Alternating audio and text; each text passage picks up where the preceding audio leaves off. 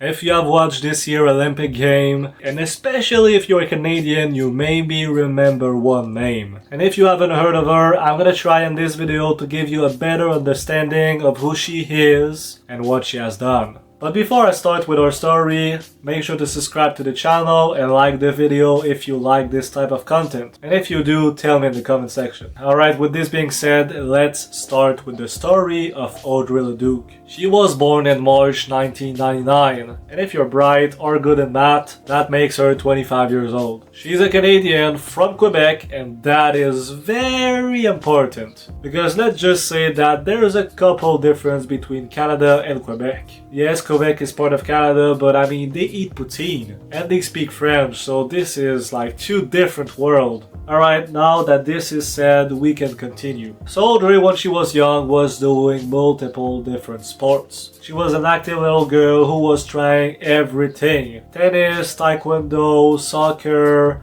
football, you name it, she was doing it all. But at 10 years old, she started doing track and field and at the same time trampoline. But thank God, one day the trampoline center that she was training closed and she wasn't able to practice trampoline. And from that moment on, she was only doing track and field. So let that sink in that maybe in a different timeline, Audrey Leduc is a trampoline champion.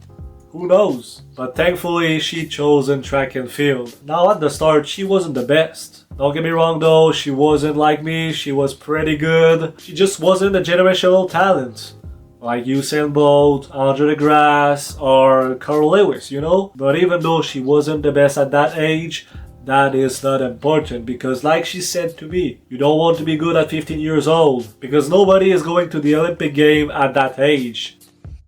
You want to be good when you're older. So like I said, even though she was not the best, she keeps on, trying and improving season after season, year after year. And she was doing quite good, but in 2023, everything changed. She moved on to Quebec City to Montreal. And with that came new equipment, better equipment, a new group, and just overall a better environment. Add the fact that she was 24 years old with a lot of experience. I said that she wasn't the best, but she was doing pretty good. She did the Légion, she did the Junior Canadian Championship, she did Les Jeux du Québec, and many other small championships. But it wasn't until 2023, so this season, that she really just exploded. And really, it was from the start of the indoor season. Just to give you an idea, before this season, our personal best was 7.42. And really, it wasn't long until she broke that PR. But the big thing you want to remember from this indoor season is the World Indoor Championship in Glasgow.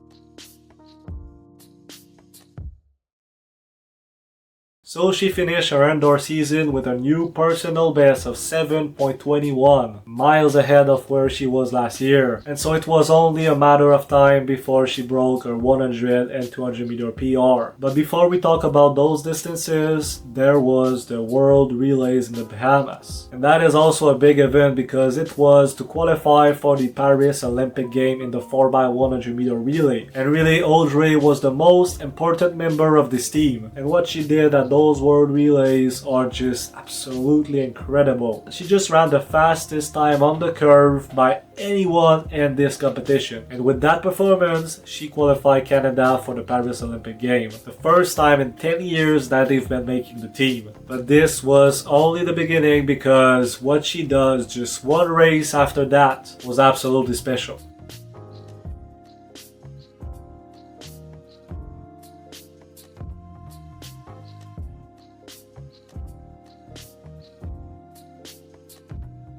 .11:08, a new personal best by more than 3/10 of a second, and with that the record of Quebec. In our first race of the season, that is just absolutely crazy. Usually you're not supposed to open with a fast time, you're supposed to run like 11.3, 11.4, and then after 3 or 4 races you can run a fast time. But Audrey did it from the start. And you know what is even crazier? In her second races of the season, she did this.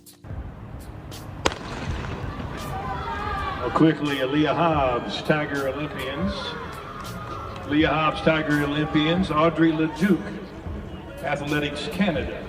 10.96, her first time under 11 seconds. And that broke the Canadian record in the women 100 meter dash. That was standing since 1987 with Angela Bailey's in a time of 10.98. And if you're good in math, this was a 36 years old record. Absolutely crazy. But like it wasn't enough, only a few weeks after that she did this. Lead start as we watch Tamari Davis run in lane number 5 here right in the middle of your screen, and it is an excellent start for the decorated U.S. superstar sprinter. With Leduc to her outside, it's Tamari Davis stepping away from the field, trying to hold off the Canadian to her right. They continue stride for stride. Leduc making up ground, and Leduc will take it. Another national record, but this time in the 200 meters. So now Audrey Leduc is the 2-time national record holder of Canada. But after those 2 incredible races, it was time to qualify for the Paris Olympic Game and run at the Canadian Championship. And let's just say that at those championships, she just completely obliterated the competition. And my goodness, the depth of this field, absolutely thrilling.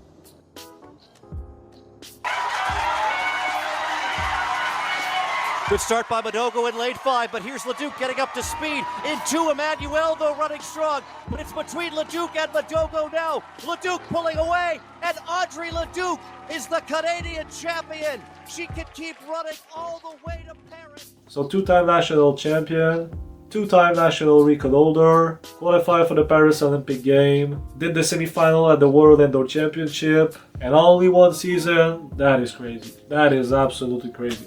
So yeah, with that, she was qualified for the Paris Olympic Game. But let's see what happened at those championships. We are in the first round, and already she is facing big competition. Because against her was Tia Clayton, a young Jamaican who is just absolutely phenomenal. She is only 19 years old, and she has already a personal best much faster than Audrey. So she is by far the fastest in the field and the favorite to win. Top 3 will automatically move on to the semis. And they're away. Leduc with a good start already. Clayton has a big lead, but Audrey Leduc in second place. Clayton. And at the line is Leduc getting there ahead of the Jamaican in a 10.95, a new Canadian record. I mean, are you really surprised that she won the race in 10.95, a new national record? Personally, I wasn't really shocked. It's normal. Now, obviously, that was absolutely crazy to beat Tia Clayton, one of the favorites really to make the final, and one of the fastest female in the world. And with that race, she was on to the semi-final. Features Canada's Audrey Leduc running in lane number 5, right down the middle of the track, surrounded by 2 very fleet sprinters, Daryl Nita and Tia Clayton. Semi-final number 3, the women's 100 meters. And they're away, and Nita has an early jump. So does the Jamaican Clayton, but here comes Audrey Leduc. Can she make up the time? No, she can't. She'll be 3rd, it looks like, as Clayton gets there first ahead of Nita of Great Britain. Maybe this wasn't the result that she was expecting, but still. Making a semi-final at the Olympic Game in your first global championship is, on its own, absolutely crazy. And if you know the Olympic Game, that wasn't the end of her campaign, because the 200 meter was next.